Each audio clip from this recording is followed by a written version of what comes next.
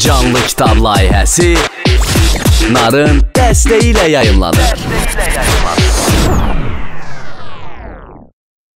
Nar təhsil və elmə, mədəniyyət və maariflənmənin təbliğinə hər zaman xüsusi önəm verib. Mobil operatorun dəstəyi ilə klassik və müasir Azərbaycan ədəbiyyatının, eyni zamanda dünya klassiklərinin əsərlərindən ibarət ödənişsiz audio kitablar hazırlanır. Artıq Azərbaycan və dünya ədəbiyyatı hər kəs üçün daha əlçatandır. Narın dəstəyi ilə reallaşan canlı kitab layihəsi elektron kitabxananın zənginləşməsinə öz töhfəsini verəcək. Layihə həmçinin görmə qabiliyyəti məhdud olan insanların da dünyasına işıq salacaq. Narın korporativ sosial məsuliyyət strategiyasının əsas istiqamətlərindən biri də elm, təhsil, biliyə olan marağı artırmaq, maariflənməni təşviq eləməkdir. İnsanların mütaliə vərdişlərini inkişaf elətdirərək səmərəli vaxt keçirmələrinə dəstək məqsədi ilə mobil operator seçmə əsərlərdən ibarət ödənişsiz audio kitablar hazırlayır.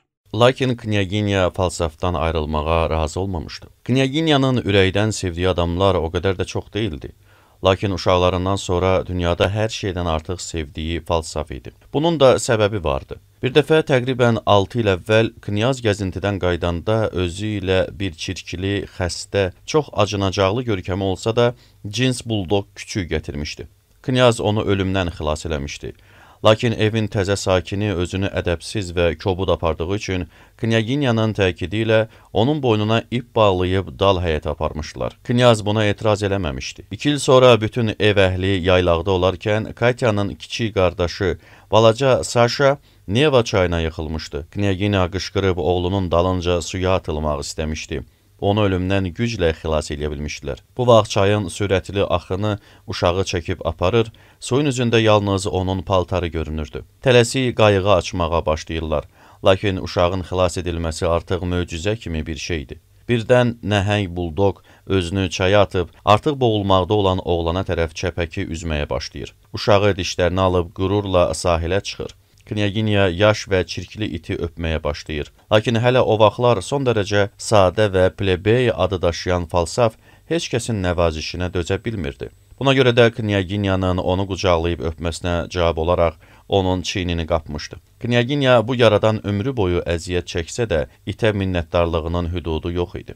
Bundan sonra Falsaf içəri otaqlara gətirilmiş, yuyulmuşdu. Hələ üstəlik yüksək sənətkarlıqla naxışlar vurulmuş bir gümüş boyunluq da almışdı. O, Knyaginyanın kabinetindəki gözəl ayı dərisinin üstündə yatırdı. Tezliklə iş o yerə çatdı ki, Knyaginya bilatəxir cəza alacağından ehtiyat eləməyərək onu sığallamağa da başlamışdı. Öz sevimlisinin Friksa adlandırıldığını eşidəndə Knyaginya dəhşətə gəlmişdi və həmin dəqiqə it üçün mümkün qədər qədim, münasib bir ad axtarmağa başlamışdılar. Lakin Hektor, Tserber və başqa adlar çox çeynənmişdi. Evin sevimlisinə layiq təzə bir ad tələb edilirdi. Nəhayət Knyaz Friskanın çox acgöz olduğunu nəzərə alaraq təklif elədi ki, buldogun adını Falsaf qoysunlar. Bu ad böyük məmnuniyyətlə qəbul edilmiş və həmişəlik buldogun üstündə qalmışdı. Bundan sonra Falsaf özünü çox yaxşı aparırdı. Əsil İngilis kimi qaradinməz və qaşqabaqlı idi. Heç kəsin üstünə əvvəlcə atılmazdı. Ancaq tələb eləyirdi ki,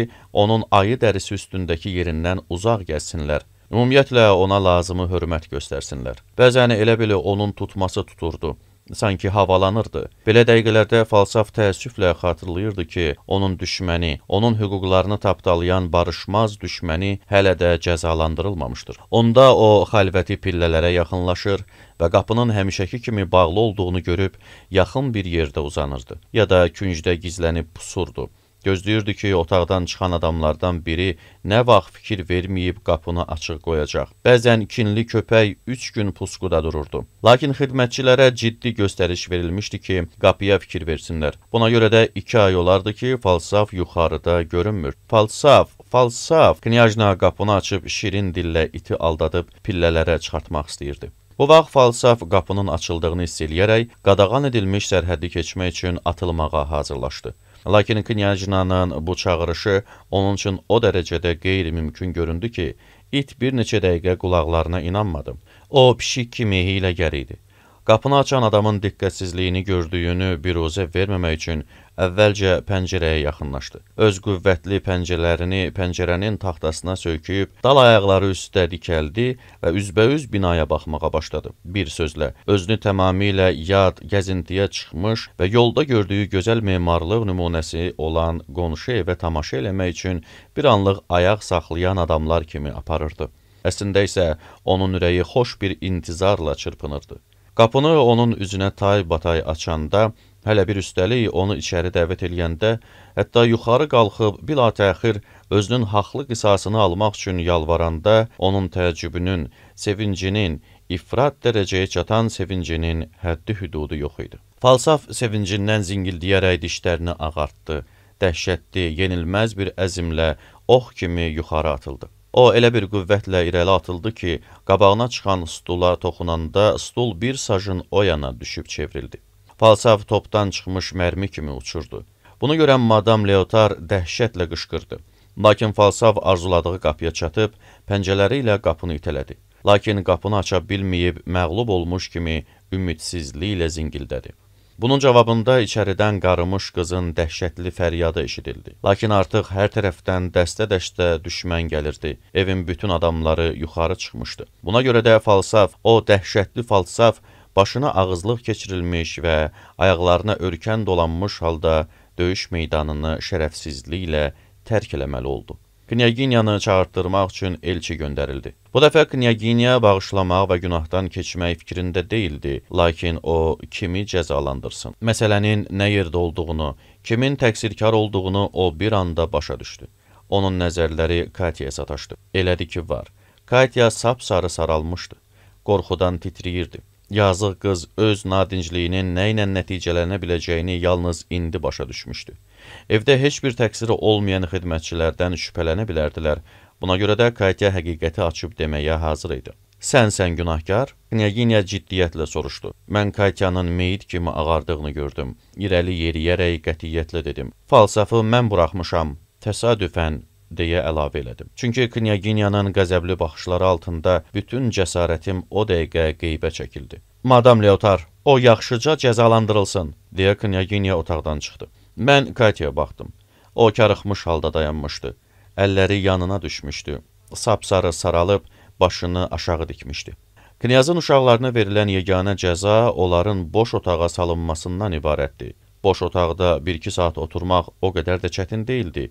Lakin uşağı zorla otağa aparıb, ona azadlıqdan məhrum edildiyini dedikdə cəza böyük əhəmiyyət kəsb eləyirdi. Adətən Katyanı ya da onun qardaşını otağa 2 saatlığa salırdılar. Məni isə törətdiyim cinayətin ağırlığını nəzərə alaraq 4 saatlığa saldılar. Mən Knyajna haqqında fikirləşirdim. Ona qalib gəldiyimi bilirdim. Lakin 4 saat əvəzinə səhər saat 4-ə qədər oturdum. Bu belə olmuşdu. Mən otağa salınandan 2 saat sonra Madam Leotara qızının Moskvadan gəldiyini xəbər verirlər. Üstəlik, Madam qızının xəstə olduğunu və onu görmək istədiyini də eşidir. Buna görə də məni yaddan çıxarıb qızın yanına gedir. Bizə xidmət eləyən qız da elə zənn eləyir ki, məni otaqdan buraxıblar. Katya isə aşağı çağırılır və axşam saat 11-ə qədər anasının yanında oturmağa məcbur olur. O geri qaydanda mənim yataqda olmadığımı görüb çox təəccüblənir. Xidmətçi qız onu soyundurub yerinə salır, Knyajna isə mənim barəmdə heç bir şey soruşmur. Çünki bunun üçün Knyajnanın öz əsasları vardı. O, yatağına uzanıb məni gözləyir. Çünki 4 saatlıq həbsə alındığımı bildiyindən elə zənn eləyir ki, dayəmiz gedib məni gətirəcək. Nastya isə tamamilə məni unudur. Çünki mən həmişə özüm soyunardım. Beləliklə, mən gecəni həbs otağında keçirməli oldum. Gecə saat 4-də kiminsə otağın qapısını döydüyünü və itələyib açmaq istədiyini eşitdim. Mən döşəmənin üstündə bir təhər uzanıb yatmışdım. Oyanıb qorxudan qışqırdım. Lakin o dəqiqə Katyanın səsini eşitdim. Çünki o hamıdan bərk qışqırdı. Sonra da Madam Leotarın səsi gəldi. Qorxuya düşmüş Nastyanın səsini eşitdim. Nəhayət açarçı qadının səsi gəldi. Axır ki, qapını açdılar. Madam Leotar ağlaya-ağlaya məni qucaqladı. Məni unutduğu üçün üzr istədi. Mən ağlaya-ağlaya onun boynunu qucaqladım. Soyuq sümüklərimə işləmişdi. Quru döşəmənin üstündə yatdığım üçün bütün sümüklərim ağrıyırdı. Mən ətrafa göz gəzdirib Katyanı axtardım. Ancaq o, yataq otağımıza qaçıb uzanmışdı. Mən içəri girəndə o artıq yatmışdı, ya da ki, özünü yuxuluğa vurmuşdu. Katya axşamdan yolumu gözləyərək özü də hiss eləmədən yuxuya getmiş və səhər saat 4-ə qədər yatmışdı. Ancaq oyanan kimi elə səsküy, elə həşir qaldırmışdı ki, evə qayıtmış Madam Leotarı, dayəni, bütün xidmətçi qızları ayağa qaldırıb məni azad elətdirmişdi. Səhər başıma gələn əhvalatı hamı bildi. Hətta Knyaginyanın özü belə dedi ki, mənimlə həddən artıq sərt rəftar eləmişlər. O ki qaldı Knyaz, həmin gün mən onu birinci dəfə hirslənmiş gördüm. O, səhər saat 10-da həyəcanlı halda yuxarı qalxdı. İnsafınız olsun, deyə o Madam Leotara müraciət elədi. Siz neynirsiniz?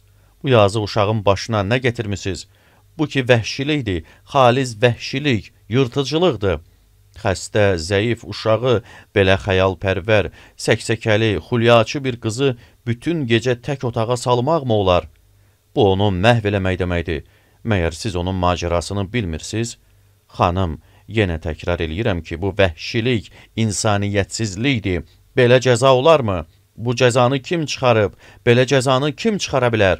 Zavallı Madam Leotar pərt olub, gözləri dolmuş halda məsələni ona izah eləməyə başladı. Dedi ki, qızı yanına gəldiyi üçün məni unutmuşdur. Cəza isə əgər çox davam eləmirsə, özlüyündə yaxşı şeydir. Hətta Jean-Jacques Rousseau da buna bənzər bir şey demişdi. Xanım, Jean-Jacques Rousseaudan danışmayın. Jean-Jacques elə şey deyə bilməz. Jean-Jacques nümunə ola bilməz. Jean-Jacques Rousseau tərbiyə barəsində danışmağı cürət eləməzdi. Onun belə şeyə haqqı yoxdur. Çünki xanım, Jean-Jacques Rousseau öz doğma balalarından imtina eləyib. Jean-Jacques əxlaqsız adamdır, xanım. Jean-Jacques Rousseau, Jean-Jacques əxlaqsız adamdır. Knyaz, nə danışırsınız? Madam Leotar qıpqırmızı pörtdü. Madam Leotar çox yaxşı qadın idi. Özü də inciməyi sevməzdi. Lakin onun sevdiyi adamlardan birinə toxunulduqda, Corneille'in, Racine'in klassik kölgələrini narahat elədikdə, Voltaire'i təhqir elədikdə, ya da ki, Jean-Jacques Rousseau-nu əxlaqsız, vəhşi adlandırdıqda Pərverdigara. Madam Leotarın gözlərindən yaş axdı. Qarı həyəcandan tir-tir əsirdi. Nəhayət, o özünü saxlaya bilməyib dedi. Siz nə danışdığınızı bilmirsiniz, Knyaz. Knyaz o dəqiqə özünü ələ alıb üzr istədi. Sonra da mənə yaxınlaşıb mehriban-mehriban öpdü. Üzümə xat çəkdi və otaqdan çıxdı. Yazıq Knyaz. Madam Leotar Knyazın bu hərəkətindən mütəəssir oldu. Sonra biz dərs keçilən stolun arxasında oturduq. Lakin Knyajna çox diqqətsiz oxuyurdu. Biz nahara getməmişdən əvvəl Katya mənə yaxınlaşıb, qızarıb pörtərək təbəssümlə qarşımda dayandı. Çiyinlərimdən tutub, nədənsə xəcalət çəkirmiş kimi tələsik dedi. Hə, necədir, dünən mənim əvəzimə yaxşı cəza çəkdin, nahardan sonra zala oynamağa gedərik. Kimsə yanımızdan ötdü. Buna görə də Knyajna tez məndən uzaqlaşdı. Nahardan sonra hava qaralanda ikimiz də əl-ələ tutub aşağıdakı böyük zala endik. Knyajna bərk həyəcan içində idi. O ağır-ağır nəfəs alırdı. Mənsə indiyə qədər bu cür sevincək və xoşbəxt olmamışdım. Məndən soruşdu. Top-top oynamaq istəyirsən? Onda burada dur. O məni zalın bir küncündə dayandırdı. Özü isə kənara çəkilib, topu mənə atmaqdansa 3 addımlığımda durub mənə baxdı. Birdən qızarıb əlləri ilə üzünü örtərək divana yıxıldı. Ona tərəf irəlilədim. Ancaq Katya elə bildi ki, mən getmək istəyirəm. Getmə, Nitiçka, yanımda qal, dedi. Bu dəqiqə keçər. O bir anda yerindən sıçrayıb pörtmüş halda, ağlaya-ağlaya boynumu qucaqladı. Onun yanaqları yaş idi, dodaqları albalı kimi şişmişdi, saçları çiyninə dağılmışdı. O, görünməmiş bir çılğınlıqla üzümdən, gözlərimdən, dodağımdan, boynumdan, əllərimdən öpürdü. O, tutmalı adamlar kimi hönkür-hönkür ağlayırdı. Mən onun sinəsinə qısıldım və biz dost, uzun müddət görüşməmiş məşuqələr kimi şirin-şirin sevinc içində qucaqlaşıb oturduq. Katyanın ürəyi elə çırpınırdı ki, onun hər zərbəsini eşidirdim.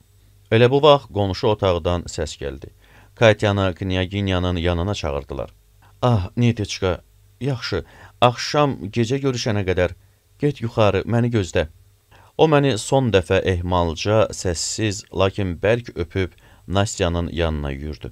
Mən təzədən dirilmiş adamlar kimi yuxarı yürüdüm.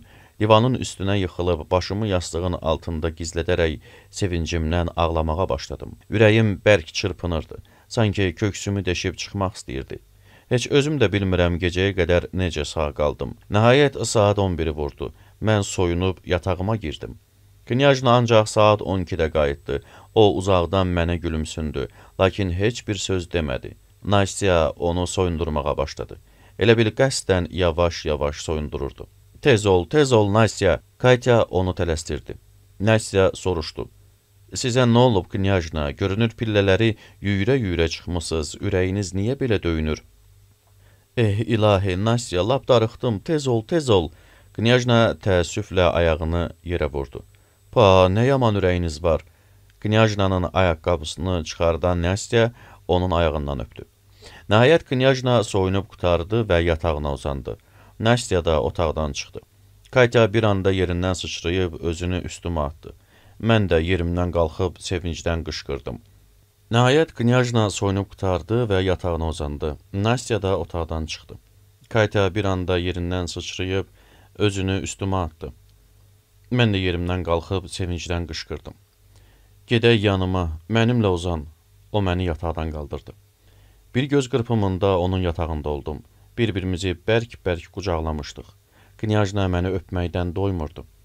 Gecələr məni necə öpdüyün yadımdadır, deyə Knyajna lalə kimi qızardı.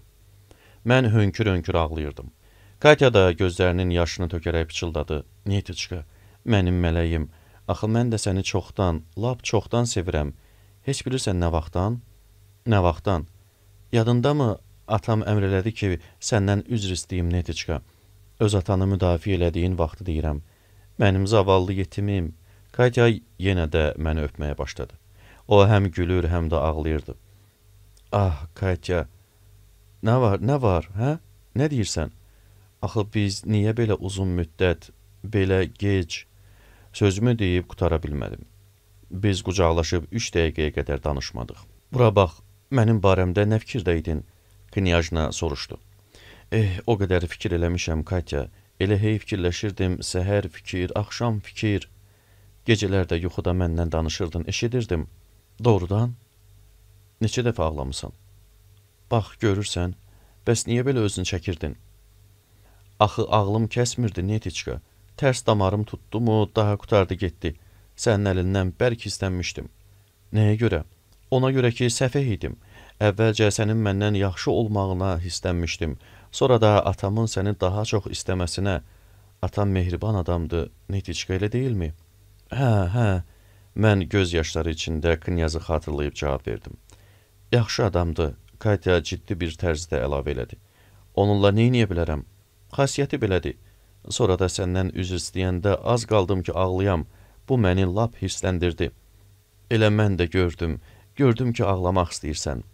Yaxşı, səsini kəs, səfeh, ağlayanın böyüyü özünsən. Katya üstümə qışqırıb, əli ilə ağzımı tutdu. Bilirsən, mən səni çox sevmək istəyirdim. Ancaq sonra birdən elə olurdu ki, səndən zəhləm gedirdi. Elə zəhləm gedirdi ki, axı niyə? Çünki əlindən bərk istənmişdim. Heç bilmirəm nə üçün. Sonra gördüm ki, mənsiz yaşaya bilmirsən. Öz-özümə fikirləşdim, eybi yoxdur. Gör səni necə incidəcəyəm. Ah, Katya, əzizim. Katya əlimdən öpdü. Sonra da səninlə heç danışmaq istəmirdim. Qətiyyən danışmaq istəmirdim. Yadındadırmı, Falstafkanı necə tumarlayırdım? Yaman qoçaq qızsan. Heç bilirsən necə qorxurdum? Knyajna səsini uzatdı. Bilirsən ona nə üçün yaxınlaşdım? Nə üçün? Çünki sən baxırdın. Elə ki gördüm sən baxırsan, dedim ki, cəhənnəmə, nə olur olsun yaxınlaşacağam. Səni qorxutdum, hə? Mənim üçün qorxurdun? Yaman qorxurdum. Görürdüm. Falstafka gedəndə heç bilirsən necə sevinirdim? İlahi, o çıxıb gedəndən sonra canıma elə qorxu düşmüşdü ki, yırtıcının bir yırtıcı, canıma yaman qorxu salmışdı. Knyajna bu sözləri deyə əsəbiliklə gülürdü. Sonra başını hövllə qaldırıb diqqətlə mənə baxdı. İnci dənəsi kimi göz yaşları onun uzun kipriklərində titriyirdi. Axı səndə nə var, nə üçün mən sənə belə vurulmuşam? Sən Allah buna bax, sifətinin qanı qaçıb, saçları sapsarı, özüdəki axmaq, ağlağan, gözləri gömgöy, mənim zavallı yetimim. Katya yenə də əyilib məni dönə-dönə öpməyə başladı. Gözlərinin yaşından bir neçə damcı yanaqlarıma düşdü. O son dərəcə həyəcanlı idi. Bir tərəfdən səni bərk sevirdim, o biri tərəfdən də fikirləşirdim ki, yox, qətiyyən yox, ona deməyəcəyəm, yaman təsdiq eləyirdim. Heç bilmirdim nə üçün səndən qorxurdum, niyə səndən xəcalət çəkirdim. Bir bax, gör indi ikimiz də necə yüngülləşmişik. Katya, bilsəydim mənim üçün necə ağırdı. Sevincimdən dəli olmuş kimi dilləndim. Ürəyim parça-parça olur. Hə, Netiçka, dalına qulaq as. Hə, bura bax, kim sənin adını Netiçka qoyub? Anam. Sən anam barəsində hər şeyi mənə danışacaqsanmı? Hər şeyi, hər şeyi. Mən sevinclə cavab verdim. Bəs sən mənim 2 kurjevalı yaylığımı neynəmisən? Lentimi niyə götürmüsən? Ay, səni utanmaz. Axı mən bunu bilirəm. Mən güldüm, qızarıb doluqsundum. Dedim ki, yox, onu incidəcəyəm, qoy dözsün. Bəzən də öz-özümə fikirləşirdim, mən ki, onu heç sevmirəm, ondan lap zəhləm gedir. Amma sən yaman dilsiz ağızsızsan, mənim balaca quzum. Heç bilirsən necə qorxurdum. Qorxurdum ki, mənim axmaq olduğumu fikirləşəsən. Sən ağıllısan, Netiçka. Axı sən çox ağıllısan. Elə deyilmi, hə? Nə danışırsan, Katya? Mən az qala ondan inciyəcəkdim. Yox, sən ağıllısan. Katya qətiyyət və ciddiyyətlə təkrar elədi. Bunu mən bilirəm. Ancaq bir gün səhər yuxudan duranda birdən-birə səni elə sevdim ki, daha nə deyim? Gecəni səhərə qədər yuxuda səninlə əlləşmişdim. Fikirləşirdim ki, anamdan xahiş eləyəcəyəm, həmişəlik onun yanında qalım. Deyirdim ki, Netiçkanı sevməyəcəyəm, istəmirəm. O bir axşamsa yatanda fikirləşirdim. Kaş o yenə gələydi. Kaş keçən gecəki kimi yenə yanıma gələydi. Sən də gəldin. Ah, biz nə yaman utanmazıq, Netiçka. Axı sən niyə məni sevmək istəmirdin? Elə belə. Gör nə deyirəm. Axı mən səni həmişə sevmişəm. Həmişə. Axırda lap səbrim tükənmişdi. Öz-özümə deyirdim ki, onu öpə-öpə boğacam, ya da ki, çimdiliyə öldürəcəyəm. Bax belə, axmağım bir axmaq. Knyajna məni çimdilədi. Yadımdamı, ayaqqabının bağını bağlayırdım. Yadımdadır. Mənim də yadımdadır. Xoşun gəlirdimi? Sənə baxa-baxa fikirləşirdim, nə yaxşı qızdır. Qoy onun ayaqqabısını bağlayım, görəsən nə fikirləşəcək. Elə mənim özüm də yüngülləşdim. Vallah səninlə öpüşmək istəyirdim. Ancaq nədənsə öpmədim. Sonra öz hərəkətlərim özümə elə gülməli gəldi ki, daha nə deyim. Yolda da gəzdiyimiz vaxt öz-özümə qəhqəhə çəkib gülmək istəyirdim. Sənə baxa bilmirdim, çox gülməli idi. Mənim əvəzimdə səni zindana salanda bilirsən necə sevinirdim? Boş otağa zindan deyirdilər. Qorxurdun? Yaman qorxurdum. Məni sevindirən təqsiri öz boynuna götürməyin deyildi. Sevinirdim ki, mənim əvəzimdə zindana sən salınacaqsan. Oturub fikirləşdim, indi yəqin gözünün yaşını tökür, amma mən onu çox sevirəm. Sabah onu elə öpəcəyəm ki, ancaq ağlasam da sənə heç yazığım gəlmirdi. Vallah yazığım gəlmirdi. Amma mən heç ağlamırdım, sevinirdim. Ağlamırdın? Ay pis qız. Knyajna qışqırıb məni bərk öpdü. Katya, ilahi, sən nə yaxşı qızsan. Doğru demirəmmi?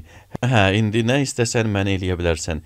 İncit, çimdilə, sən Allah çimdilə, əzizim çimdilə. Ay nadinc. Sonra nə deyirsən? Axmaq. Sonra isə məni öp. Biz də öpüşür, ağlayır, gülürdük. O qədər öpüşdük ki, axırda dodaqlarımız şişdi. Netiçka, əvvəla yatmağa həmişə mənim yanıma gələcəksən. Sən öpüşməyi sevirsənmi? Onda öpüşəcəyik. İkincisi də sənin belə kədərli olmağını istəmirəm. Sən niyə darıxırdın? Mənə danışacaqsanmı, hə? Hər şeyi danışacağam. Ancaq mən daha darıxmıram, çox şadam. Görərsən, sənin də yanaqların mənim kimi qırmızı olacaq. Ah, kaş səhər tez açılaydı. Sən yatmaq istəyirsən, Netiçka? Yox, onda gəl söhbət eləyək. Biz beləliklə 1-2 saatda söhbət elədik. Allah bilir ki, daha nələr danışdıq. Əvvəla Knyajna özünün bütün gələcək planlarını və indiki vəziyyətini mənə danışdı. Bildim ki, o atasını hamıdan artıq, hətta demək olar məndən də artıq istəyir. Sonra ikimiz də danışıb qərara gəldik ki, Madam Leotar çox yaxşı qadındır. Özü də qətiyyən tələbkar deyil. Bundan sonra da sabah o biri gün nələr eləyəcəyimizi, ümumiyyətlə 20 ilə qədər gələcəkdə görəcəyimiz işləri məsləhətləşib qərarlaşdıq. Katya deyirdi ki, biz belə yaşamalıyıq. Güya bir gün o əmr eləyəcək, mən tabi olacağam. Ertəsi gün əksinə, mən əmr eləyəcəyəm, o dinməz söyləməz itaət eləyəcəkdir. Sonra isə ikilikdə bir-birimizə bərabər əmr eləyəcəyik. Əgər ikimizdən birimiz qəsdən itaətdən çıxsa, onda əvvəlcə elə-belə yalandan küçəcəyik, sonra da tələsik bir bəhanə tapıb barışacağıq. Qərəz ki, irəlidə bizi sonsuz bir səadət gözləyirdi. Nəhayət danışmaqdan yorulduq, mən yavaş-yavaş xumarlanmağa başladım. Katya gülüb məni ələ salırdı ki, yaman yatağanam, amma özü məndən tez yatdı. Səhər ikimiz də birdən oyandıq. Tələsik öpüşdük, çünki otağa gələn vardı. Sonra mən tez qaçıb öz çarpayıma uzandım. Biz sevindiyimizdən bütün günü bir-birimizlə necə rəftar eləyəcəyimizi bilmirdik. Gizlənir, hamıdan qaçır, daha çox yad nəzərlərdən qorunurduq. Nəhayət mən öz əhvalatımı açıb ona danışmağa başladım. Katya mənim hekayətimdən sarsılıb göz yaşı tökürdü. Sən nə yaman pis qızsan, bəs bunu niyə mənə əvvəlcədən danışmamısan? Səni elə sevərdim ki, küçədəki oğlanlar səni bərk vururdular. Hə, bərk vururdular. Onlardan yaman qorxurdum. Ah, pis uşaqlar. Bilirsən Minetiçka, mən bir oğlanın başqasını necə döydüyünü küçədə öz gözümlə görmüşəm. Sabah Falsafın şallağını xəlvəti götürəcəyəm. Küçədə elə uşaqlardan biri qabağıma çıxsa, o qədər döyəcəyəm ki, gücüm çatana qədər. Qəzəbdən onun gözləri parıldayırdı. İçəri bir adam girəndə biz diksinirdik. Qorxurduq ki, bizi öpüşən yerdə görərlər. O gün biz ən azı 100 dəfə öpüşmüşdük. Beləliklə bugün də, sabah da ötüb keçdi. Qorxurdum ki, sevincimdən bağrım çatdıya, xoşbəxtlikdən nəfəsim tutulurdu. Ancaq bizim bu xoşbəxtliyimiz uzun sürmədi. Madam Leotar Knyajnanın hər bir hərəkəti barədə məlumat verməli idi. O bizə 3 gün nəzarət yetirdi. Bu 3 günün ərzində danışmaq üçün çox söz topladı. Nəhayət o, Knyaginyanın yanına gedib müşahidə elədiklərinin hamısını ona danışdı. Xəbər verdi ki, 3 gündür dəli kimi olub bir-birimizdən ayrılmırıq. Dəqiqə başı öpüşürük, ağlayırıq, sərsəm adamlar kimi qəhqəhə çəkib gülürük, yorulmaq bilmədən danışırıq. Halbuki əvvəllər belə şeylər yox idi. Buna görə də bunun mənasını yozmaqda çətinlik çəkir. Lakin ona elə gəlir ki, Knyajna nə isə əsəbi bir böhran keçirir. Nəhayət onun məsləhətinə qalsa, biz az-az görüşsək yaxşı olar. Mən özüm də elə çoxdan bu fikirdəyəm, Knyaginya cavab verdi. Mən bilirdim ki, bu qəribə yetim qızın əziyyəti çox olacaq. Onun haqqında, onun keçmiş həyatı haqqında mənə danışılanlar dəhşətdir, böyük bir dəhşət. O, Katyaya açıq-açığına təsir göstərir. Deyirsiniz ki, Katya onu çox sevir? Misilsiz dərəcədə. Knyaginya acığından qızardı. O artıq öz qızını mənə qısqanırdı. Bu təbii hal deyil, o davam elədi. Əvvəllər onlar bir-birinə çox yad idilər. Onu da etiraf eləyim ki, bu hal məni sevindirirdi. O yetimçə nə qədər balaca olsa da mən ona etibar eləyə bilmərəm. Məni başa düşürsünüzmü? Çünki o öz tərbiyəsini, öz vərdişlərini, kim bilir, bəlkə də həyat qanunlarını ana südü kimi əmib. Heç başa düşə bilmirəm ki, Knyaz bu qızda nə görüb. 1000 dəfə təklif eləmişəm ki, onu pansiyona versinlər. Madam Leotar məni müdafiə eləmək fikrinə düşsə də, Knyaginya bizi bir-birimizdən ayırmağa qət elədi. O dəqiqə Katyanın dalınca adam göndərdi və elə aşağıdaca ona bildirdi ki, gələn bazar gününədək, yəni düz bir həftə məni görməyəcəkdir. Məsələnin nə yerdə olduğunu axşam öyrəndim və dəhşətə gəldim. Katyanın fikrini çəkirdim. Mənə elə gəlirdi ki, o bizim bu ayrılmağımıza dözə bilməyəcəkdir. Qüssənin, kədərin gücündən mən lap dəli olmuşdum. Bunun nəticəsində gecə xəstələndim. Ertəsi gün səhər Knyaz yanıma gəlib qulağıma pıçıldadı ki, ümidimi itirməyim. Doğrudan da o vəziyyəti düzəltmək üçün bütün qüvvəsini sərf elədi. Lakin əbəs idi. Knyaginya qərarından dönmədi. Mən get-gedə ümidsizləşməyə başladım. Dərddən az qalırdı bağrım çatlasın. 3-cü gün səhər Nasya Katyadan mənə məktub gətirdi. Katya karandaşla, özü də tələsik cızmaqara yazmışdı. Mən səni çox sevirəm. Mamanın yanında oturub, hey fikirləşirəm ki, sənin yanına necə qaçım. Ancaq qaçacağam, dedim və salam. Ona görə də ağlama. Yaz görün məni necə sevirsən. Mən bütün gecəni yuxuda səni qucaqlamışam. Çox əziyyət çəkmişəm, Netiçka. Sənə konfet göndərirəm. Əlvida. Mən də elə bu səpkidə cavab verdim. Bütün günü Katya'nın məktubuna baxıb ağladım. Madam Leotar öz nəvazişi ilə məni lap əldən salmışdı. Axşam eşitdim ki, o Knyazın yanına gedib, əgər Katya ilə görüşməsəm, mütləq 3-cü dəfə xəstələnəcəyimi demişdi. Məsələnin nə yerdə olduğunu Knyaginyaya xəbər verməsinə də peşman olduğunu bildirmişdi. Mən elə hey Nastyadan soruşurdum, Katya necədir? O mənə deyirdi ki, Katya ağlamır, ancaq rəngi yaman solğundur. Ertəsi gün səhər Nasya qulağıma pıçıldadı. Zati alilərinin kabinetinə gedin, sağ tərəfdən pillələrdən enərsiz. Əvvəlcə ürəyimə dolan sevinç hissi məni dirçətdi. İntizardan nəfəsim tutula-tutula aşağı yüyürüb kabinetin qapısını açdım. O yox idi. Birdən Katya arxadan məni qucaqlayıb çılğınlıqla öpdü. Gülüş, göz yaşları. Katya bir anda mənim qollarımın arasından çıxıb, mişovul kimi atasının çiyinlərinə dırmaşdı. Ancaq özünü saxlaya bilməyib divanın üstünə atlandı. Knyaz da divana yıxıldı. Knyajna sevincindən ağlayırdı. Ata, sən nə yaxşı adamsan, ata. Ay, sizə nə deyim, nadiclər. Axı sizə nə olub? Bu nə dostluqdur, bu nə məhəbbətdir. Sus, ata, sən bizim işlərdən xəbərdar deyilsən. Biz yenə də atılıb bir-birimizi qucaqladıq. Mən onu yaxından nəzərdən keçirməyə başladım. 3 günün içində qız sınıxmışdı. Yanaqlarının qızartısı çəkilmişdi. Bənizi solmuşdu. Mən kədərimdən özümü saxlaya bilməyib ağlamağa başladım.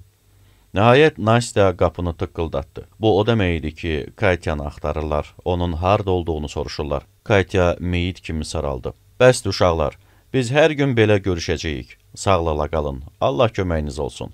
Knyaz bizi ötürdü. O, bizim hərəkətlərimizi görüb mütəəssir olmuşdu. Ancaq o, hər şeyi nəzərə ala bilməmişdi. Axşam Moskvadan xəbər gəldi ki, balaca Saşa qəflətən xəstələnib və çox ağır haldadır. Knyaginya günü sabah yola düşməyə qərarına gəlmişdi.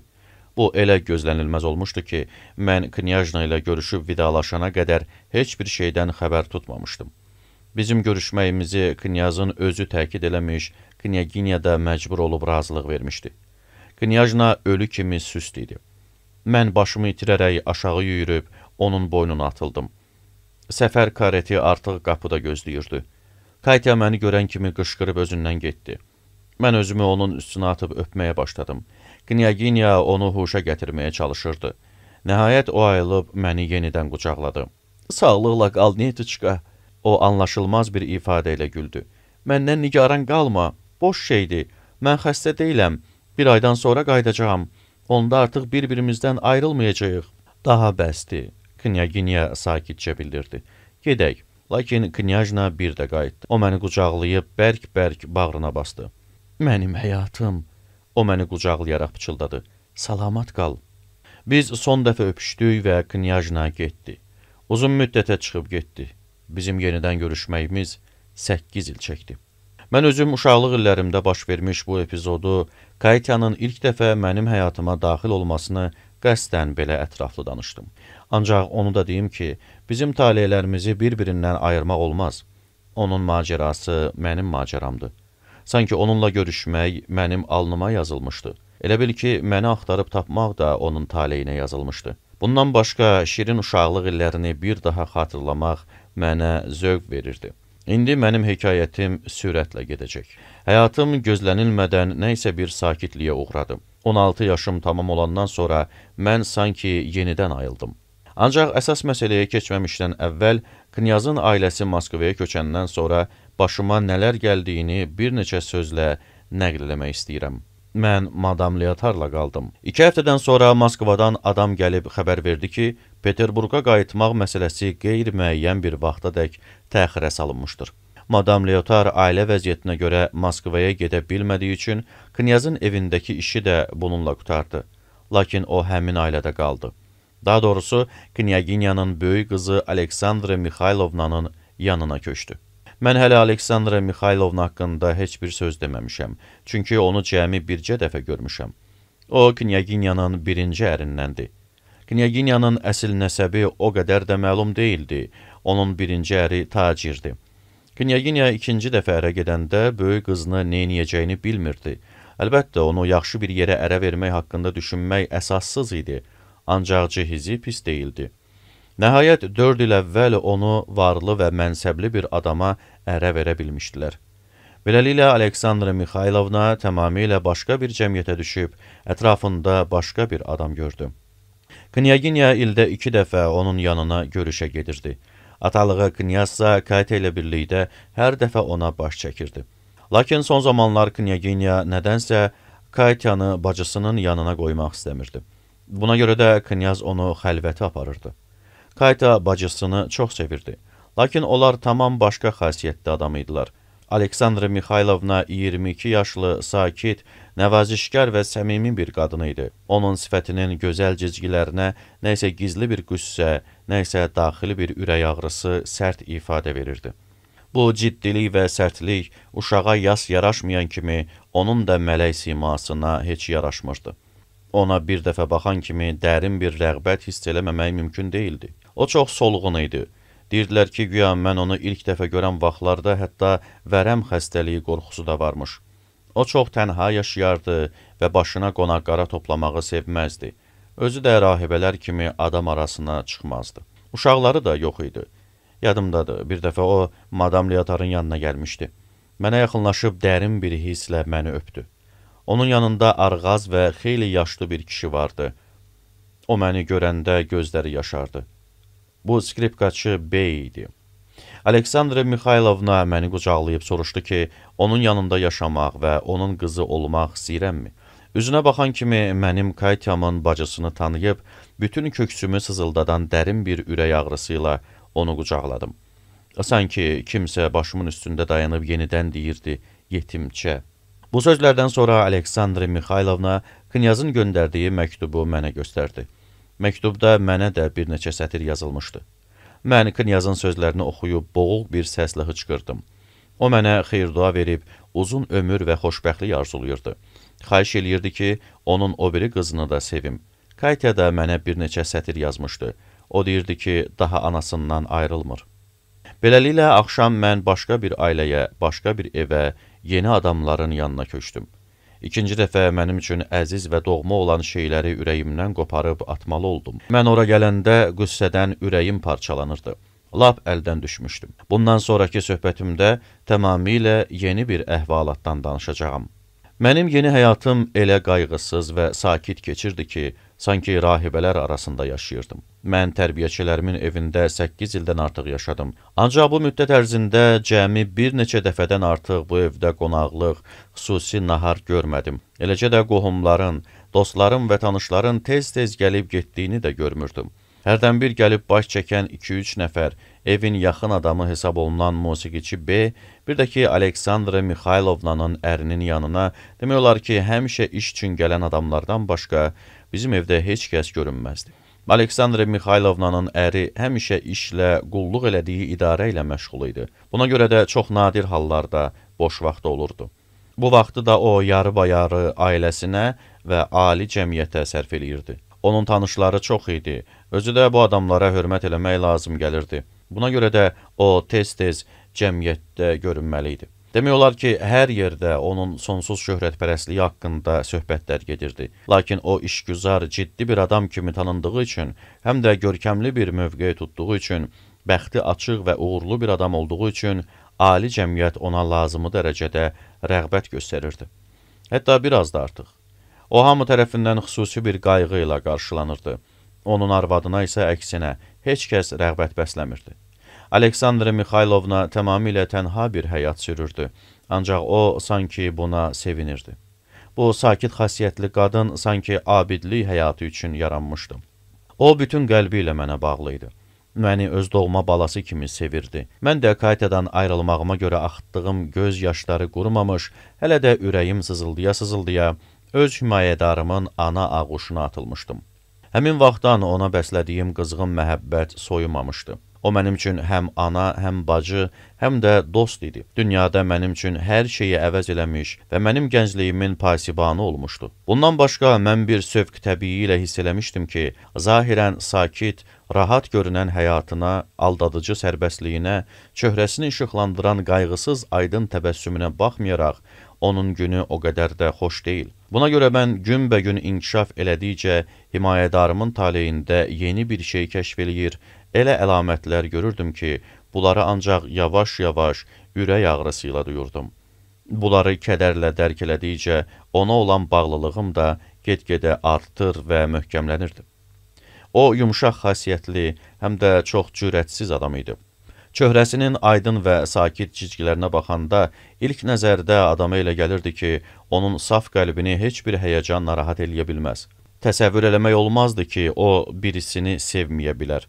Onun qəlbində doğan rəhm hətta nifrət hissinə də qalib gəlirdi. Ancaq buna baxmayaraq o yalnız bəzi dostlarına ürəkdən bağlı idi və tamamilə tənha həyat keçirirdi. O təbiətcə ehtiraslı və tez mütəəssir olan bir adamdı. Lakin bununla bərabər sanki öz təəssüratlarından qorxur, hər an öz iradəsini nəzarət altında saxlayırdı ki, hətta xəyala dalıb belə özünü unutmasın. Bəzən mən ən xoşbəxt dəqiqələrdə onun gözlərinin yaşardığını görürdüm. Sanki onun vicdanını gəmirən nəgahani, ağır bir xatirə qəlbində yenidən canlanmışdı. Sanki nə isə ona düşmən kəsilərək səadətini nəzarət altında saxlamışdı. Buna görə də onun ən xoşbəxt, sakit və aydın görünən dəqiqələrində tutmalı adamlarda olduğu kimi bu qüssə üzünü bürüyür, gözlənilməz kədər və göz yaşları üstünə kölgə salırdı. 8 ilin ərzində mən bir ayın belə sakit keçdiyini xatırlamıram. Zənnimcə əri onu çox sevirdi. O da ərinə ürəkdən bağlı idi. Lakin ilk nəzərdə görünürdü ki, onların arasında sanki nə isə hələ deyilməmiş bir söz var. Onun taleyində nə isə bir sir var idi. Hər halda mən ilk dəqiqələrdən şübhələnmişdim. Aleksandra Mixaylovnanın əri ilk vaxtlarda mənə qaşqabaqlı adam kimi görünmüşdü. Bu təsəvvür məndə uşaqlıq illərindən yarandığı üçün indi də xatirimdən silinmir. O uca boylu, arıq bir kişi idi. Sanki nəzərlərini gizlətmək üçün özü qəsdən yaşıl şüşəli, iri gözlük taxırdı. O az danışan, quru bir adam idi. Hətta arvadı ilə tək qalanda belə sanki danışmağa söz tapmırdı. Görünür adamlar onu darıxdırırdı. O mənə heç fikir verməzdi. Mənsə axşamlar üçümüz də Aleksandra Mixaylovnanın qonaq otağına çay içməyə yığılanda onun yanında özümü itirirdim. Altdan Aleksandra Mixaylovnaya baxır və qüssə ilə hiss eləyirdim ki, sanki o da hər hərəkətini ölçüb biçir, ərinin xüsusilə sərt və qaşqabaqlı olduğunu görəndə rəngi qaçır ya da ərinin dediyi sözlərdə bir eyham olduğunu hiss eləyirmiş kimi qıpqırmızı qızarırdı. Əri ilə bir yerdə oturmağın onun üçün ağır olduğunu hiss eləyirdim. Lakin eyni zamanda mənə elə gəlirdi ki, o bir dəqiqədə olsun ərindən ayrı yaşaya bilməz. Ərinin hər sözünə, hər hərəkətinə son dərəcə diqqətli olması məni heyrətə salırdı. Sanki o bütün qüvvəsi ilə onu razı salmağa çalışırdı və sanki öz arzusuna çata bilmədiyini hiss eləyirdi. O elə bil ərinin razılığını bir sədəqə kimi qəbul eləməyə də hazır idi. Onun xəfif təbəssümü, ötəri xoş bir sözü kifayət idi, özünü xoşbəxt hiss eləyirdi. Sanki bu dəqiqələr hələ ilk, naümid bir məhəbbət dəqiqələri idi. O ərinə ağır xəstələrə baxan kimi qulluq eləyirdi. Mənə elə görünürdü ki, ərinin Aleksandra Mixaylovnaya rəğbətlə baxması ona ağır gəlir. Bu səbəbdən də o, arvadının əlini sıxıb, nəhayət kabinetinə gedəndən sonra Aleksandra Mixaylovna tamam dəyişirdi. Onun hərəkətləri və danışığı o saat daha şən, daha sərbəst olurdu. Lakin əri ilə hər dəfə görüşəndən sonra o hələ uzun müddət qəribə bir sıxıntı çəkirdi. O dəqiqə ərinin dediyi sözləri bir-biri yadına salırdı. Sanki onun hər sözünü ölçüb biçirdi. Çox vaxt görürdün ki, məndən soruşub bilmək istəyir. Sözü düzmü eşitmişəm? Pyotr Aleksandroviç belə dedimi? O, ərinin sözlərində nəysə başqa bir məna da axtarıb tapmağa çalışırdı. Yalnız bir saata qədər vaxt keçəndən sonra ərinin ondan tamamilə razı qaldığına əminmiş kimi və nahaq yerə narahat olduğuna yəqinlik hasil elədikdən sonra tamamilə özünə gəlirdi. Belə vaxtlarda o birdən-birə çox mərhəmətli, şən və sevincək olurdu. Məni öpürdü, mənimlə gülüb danışırdı ya da fortepianonu açıb 2 saata qədər improvizasiya eləyirdi. Lakin bəzən də onun bu sevinci birdən-birə pozulurdu, ağlamağa başlayırdı. Mən də təşviş, pərtlik və qorxu ilə ona baxanda, o saat bizi kənar bir adamın eşidəcəyindən ehtiyat eləyirmiş kimi pıçıltı ilə inandırmağa çalışırdı ki, elə belə ağlayır, çox şəndir, mən ondan nigaran qalmayım.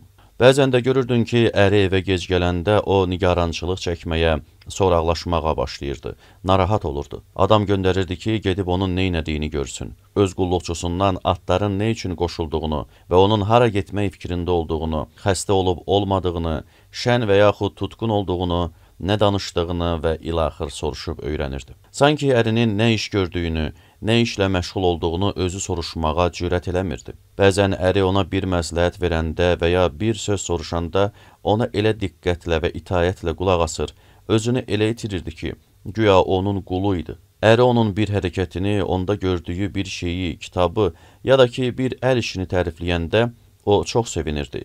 Sanki bununla qürrələnir və o saat keyfi açılırdı. Bəzən əri təsadüfən, bu çox nadir hallarda olardı, 2 balaca uşağını əzizləyəndə Aleksandra Mixaylovnanın sevincinin hüdudu olmazdı.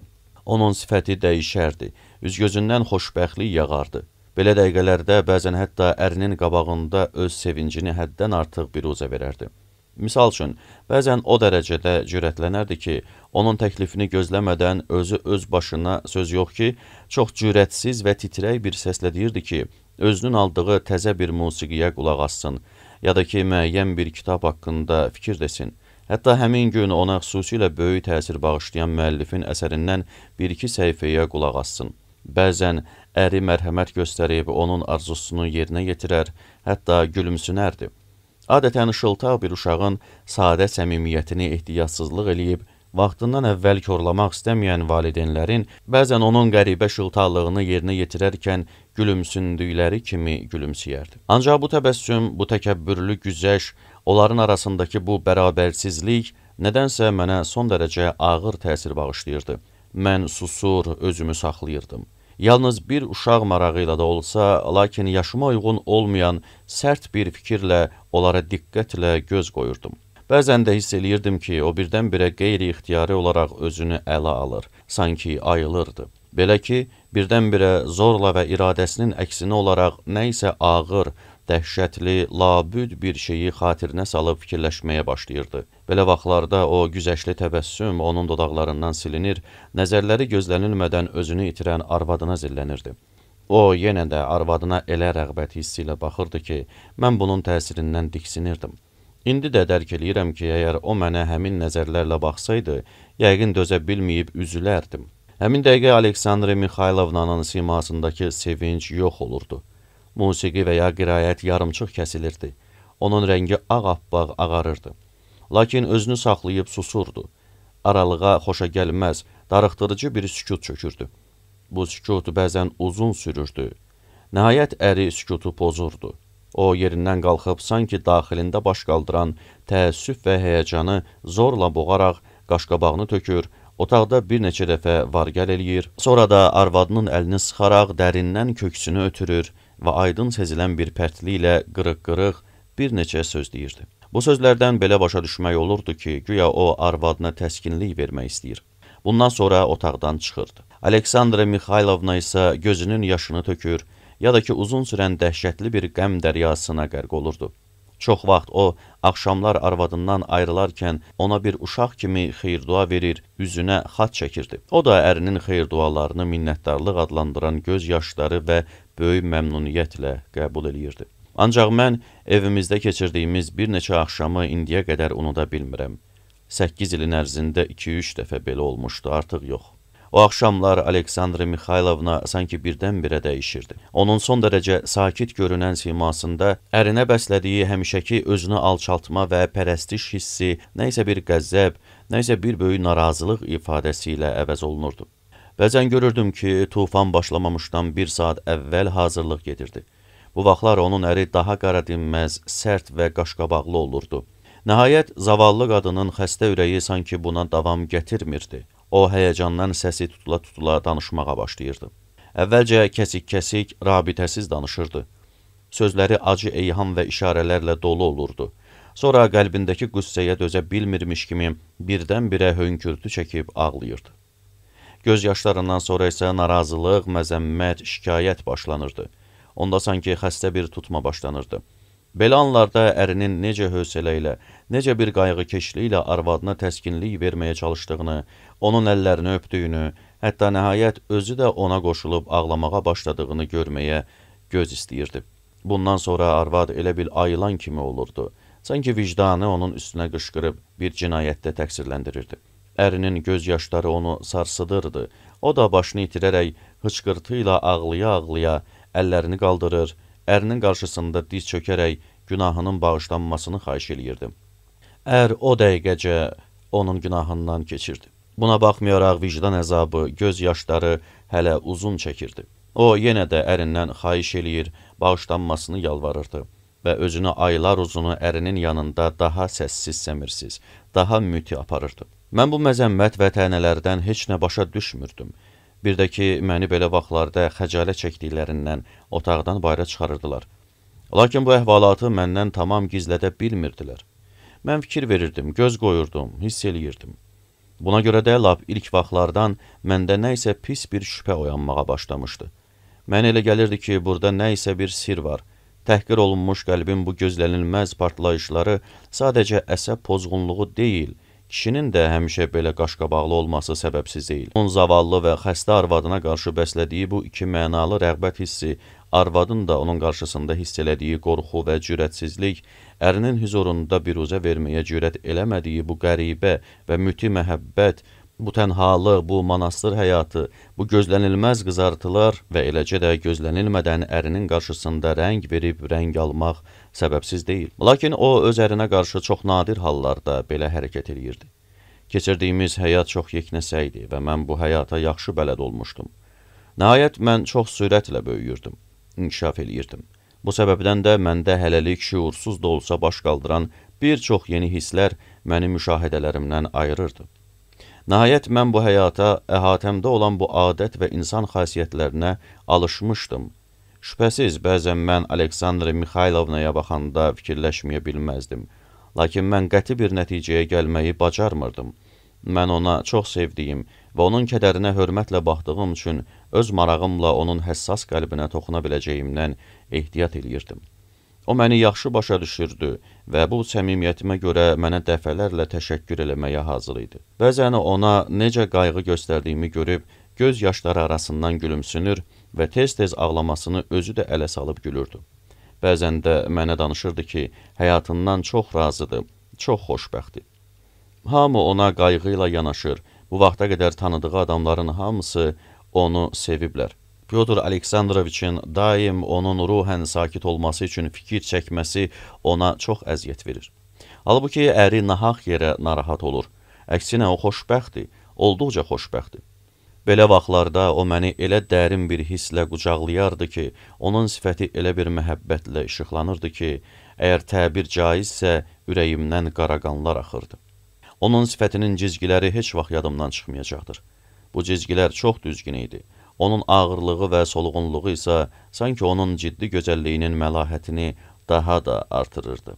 Hamar daranmış sıx qara saçları onun çöhrəsinə qatı və kəskin bir kölgə salırdı.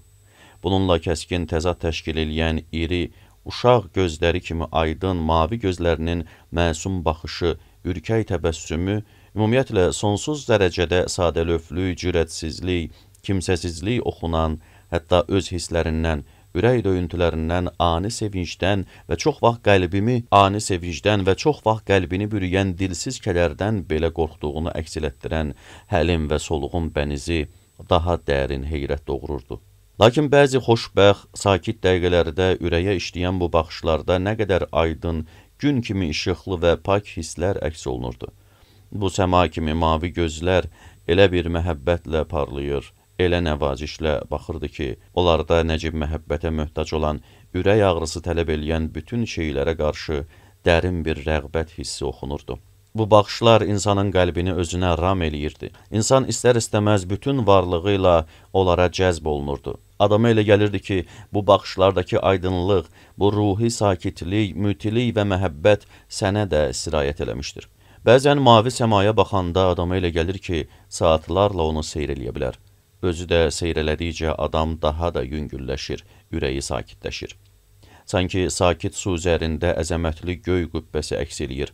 Bu ilhamlı dəqiqələrdə onun yanaqları qızarır, köksü həyəcanla enib qalxdıqda belə hallar tez-tez olurdu, gözləri şimşək kimi parıldayır, sanki qığılcım saçırdı. Elə bir gözəlliyin təmiz atəşini bakir bir hisslə qoruyub saxlaya bilmiş varlığı gözlərində əks olunurdu. Bu anlarda o başdan başa bir ilham mücəssəməsinə çevrilirdi. Belə gözlənilməz ilhamlı dəqiqələrdə sakit, ürkək əhval-ruhiyyədən birdən-birə işıqlı, yüksək vəclə, pak və ciddi hisslərlə yaşamaqla bərabər, bu adamda eyni zamanda o qədər sadəlöv, uşaqcasına tələsiklik, körpə inamı vardı ki, Mən bilən rəssamlardan hər biri bu parlaq vəcdi, bu ilhamlı surəti çəkdiyi tabloda əks elətdirə bilmək üçün ömrünün yarısını verərdi. Mən bu evə gələndə ilk günlərdən görürdüm ki, mənim gəlişimə hətta sevinir. O vaxt hələ onun bir uşağı vardı. 1 ildir ki, ana olmuşdu. Lakin elə mənə də öz doğma qızı kimi baxırdı. Mənimlə öz uşağı arasında heç bir fərq qoymurdu. O necə də həvəslə məni tərbiyə eləməyə başladı. İlk vaxtlarda elə tələsirdi ki, hətta Madam Leotar ona baxanda qeyri-ixtiyari gülümsünürdü. Doğrudan da biz hər şeyə birdən başladıq. Buna görə də bəzən bir-birimizi başa düşmürdük. Misal üçün, özü mənə dərs deməyə başladı. Birdən-birə o qədər dərs keçirdi ki, elə müxtəlif şeylərdən danışırdı ki, bunun nəticəsi ancaq tələsiklik, qızğınlıq, məhəbbətdən doğan səbirsizlikdən başqa bir şey deyildi.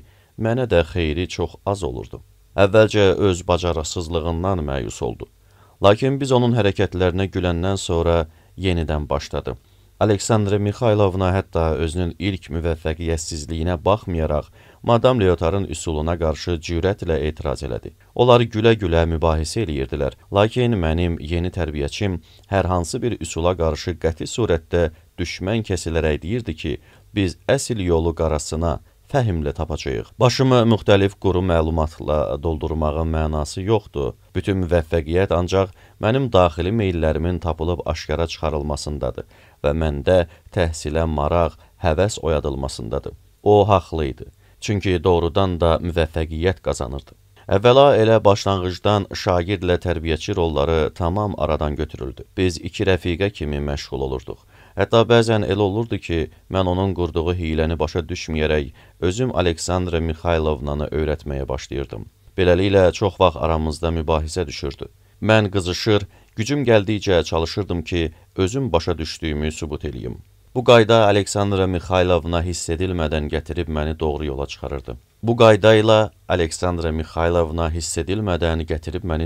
çıxarırdı.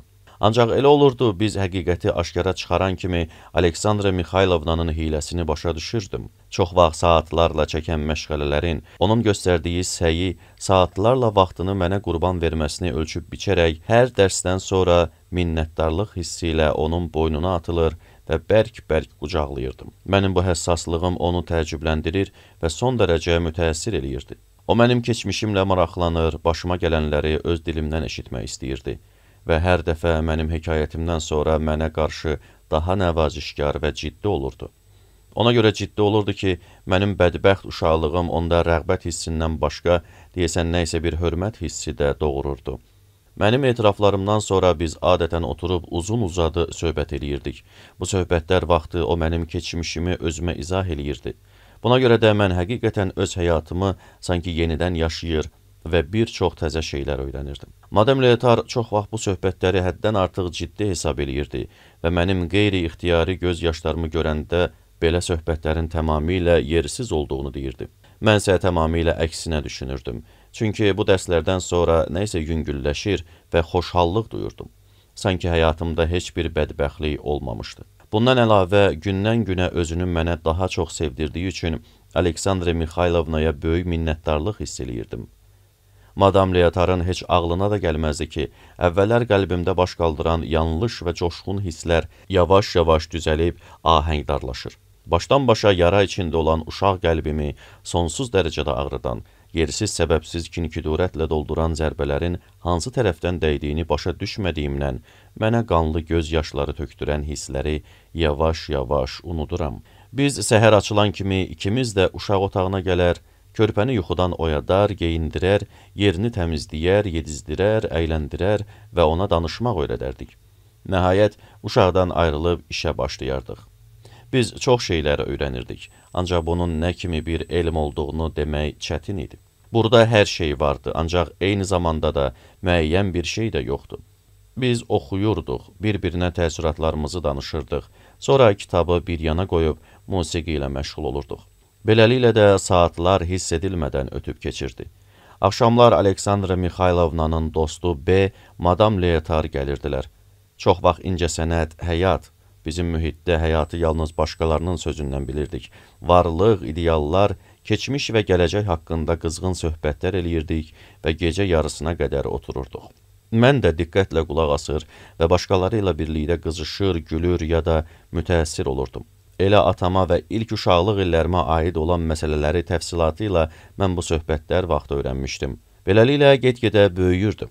Mənə müəllimlər tuturdular. Əlbəttə, Aleksandra Mixaylovna olmasaydı, mən o müəllimlərdən heç bir şey öyrənə bilməyəcəkdim. Misal üçün, əgər coğrafiya müəlliminə qalsaydı, mən xəritədə şəhər və çayları axtara-axtara kör olacaqdım. Aleksandra Mixaylovna ilə isə biz elə səyahətlərə çıxırdıq ki, elə ölkələrdə olurduq ki, o qədər qəribə şeylər görürdük ki, elə sevincli dəqiqələr, əfsanəvi saatlar keçirirdik ki, və ikimizin də həvəsi o qədər çox idi ki, nəhayət onun oxuduğu kitablar bizim bu səyahətlərimizə qətiyyən bəs eləmirdi. Yeni kitablar oxumağa məcbur olurduq. Tezliklə mən özüm coğrafiya müəlliminə xəritədəki yerləri göstərirdim. Ancaq hər halda etiraf eləməliyəm ki, o sona qədər məndən bir cəhətdən üstün qaldı. Bu da en və uzunluq dairələri haqqındakı mükəmməl və qəti məlumat idi. O, hansı şəhərin hansı en dairəsində olduğunu və burada neçə min, neçə yüz, hətta neçə adam yaşadığını dəqiq bilirdi. Tarix müəlliminin də pulu vaxtı-vaxtında verilirdi. Ancaq o gedən kimi biz Aleksandra Mixaylovna ilə tarixi öz bildiyimiz kimi öyrənməyə başlayırdıq. Kitabları götürüb bəzən gecə yarısına kimi oxuyurduq. Daha doğrusu Aleksandra Mixaylovna oxuyurdu. Çünki senzor kimi lazım bildiyi yerləri oxumurdu. Mən bu oxunuşlardan sonra böyük bir sevinç hiss eləyirdim. İkimiz də elə fərəhlənirdik ki, sanki o qəhrəmanlar biz özümüz idik. Əlbəttə, biz sətirlərdən daha çox bu sətirlərin arxasındakı mənanı oxuyurduq. Aleksandra Mixaylovnanın bir də çox gözəl nağıl eləməyə qabiliyyəti vardı. Elə danışırdı ki, sanki oxuduqlarımızın hamısını öz gözü ilə görmüşdü. Nə eybi var, qoy mənim kimi bir uşaqla həyatında böyük ağrılar çəkmiş, qəlbi yaralanmış bir qadının gecə yarısına qədər oturub belə həvəslə kitab oxuması gülünc görünsün. Mən bilirdim ki, o yanımda olanda dincəlir. Yadımdadır, bəzən onun üzünə baxır, qəribə tərzdə fikrə gedirdim. Mən hiss eləyirdim. Elə əvvəllər də ağlım bir şey kəsməyə başlayandan qabaq da həyatda baş verən bir çox hadisələri başa düşə bilirdim. Nəhayət 13 yaşım tamam oldu. Ancaq Aleksandra Mixaylovnanın səhhəti get-gedə pisləşirdi. O, daha çox əsəbi olmuşdu. Kədərləndiyi vaxtlar olduqca uzun çəkirdi. Əri də onunla artıq tez-tez görüşməyə gəlirdi. O, arvadının yanında şübhəsiz əvvəllər olduğu kimi demək olar ki, danışmır, sərt və qaşqabaqlı otururdu. Özü də get-gedə daha çox otururdu. Onun taleyi məni daha artıq maraqlandırmağa başlamışdı. Artıq mənim uşaqlıq dövrüm qutarırdı. Məndə bir çox yeni təəssürat, müşahidə, maraq və hisslər oyanırdı. Aydın məsələdir ki, bu ailədə olan sirr mənə get-gedə daha artıq əzab verirdi. Bəzən mənə elə gəlirdi ki, sirrin hansı cəhətini isə başa düşürəm. Bəzən də mən tamamilə biganə və süst olurdum. Hətta məndə bir təəssüf hissi baş qaldırırdı və heç bir nəticəyə gələ bilmədiyim üçün marağımı unudurdum. Bəzən bu get-gedə daha tez-tez olurdu. Məndə qəribə bir zəruriyyət əmələ gəlirdi. İstəyirdim ki, tək qalıb elə hey fikirləşim. Mənim bu dəqiqələrim hələ vaxtı ilə valideynlərimin yanında yaşayarkən, hələ atama yaxınlaşmamışdan əvvəl, tamam bir il evimizin bir bucağında oturub fikirləşdiyim, düşünüb daşındığım və nəhayət özümün yaratdığım əfsanəvi təsəvvürlərin təsiri ilə vəhşiləşib adama yovuşmaz olduğum vaxtları xatırladırdı. Fərq bircə orasındaydı ki, indi daha çox səbirsiz, daha kədərli, daha çox yeni şuursuz meyillər, daha çox hərəkətli olmaq həsrəti var idi. Daha çox kövrək olmuşdum. Buna görə də əvvəllərdə olduğu kimi indi bir məsələ ətrafında fikrimi toplaya bilmirdim.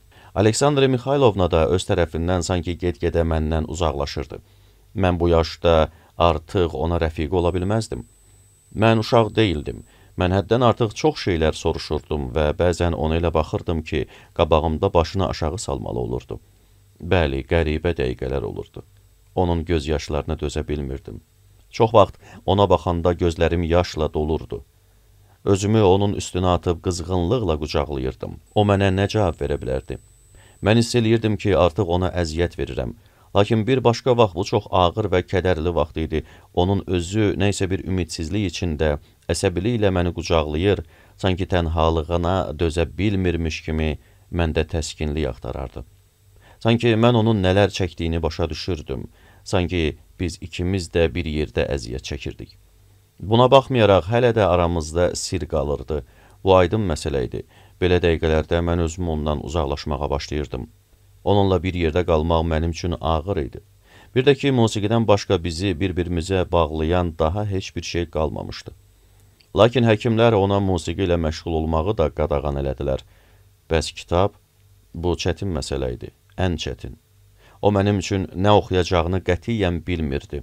Şübhə yox idi ki, biz elə kitabın birinci səhifəsindəcə ilişib qalacaqdıq. Çünki orada hər söz eyham, hər əhəmiyyətsiz bir cümlə müəmma kimi görünəcəkdi. Bizim hər ikimiz təklikdə qızğın, səmimi söhbətdən qaçırdıq. Elə bu vaxt Tale qəflətən və gözlənilmədən mənim həyatımı fövqəladə qəribə bir tərzdə dəyişdi. Mənim diqqətim, mənim hisslərim, qəlbim və beynim hamısı gərgin bir qüvvə ilə, hətta demək olar ki, əzmlə, birdən tamamilə başqa gözlənilməz bir fəaliyyətə başladı. Mən özüm bunu hiss eləmədən tamamilə yeni bir aləmə düşdüm. Daha geriyə baxmağa, ətrafıma göz gəzdirməyə, fikrimdən dönməyə vaxtım yox idi. Mən məhv ola bilərdim, hətta bunu hiss eləyirdim. Lakin tamah qorxu hissindən daha güclü idi. Buna görə də mən gözü yumlu, bədbəxt hərəkət eləyirdim.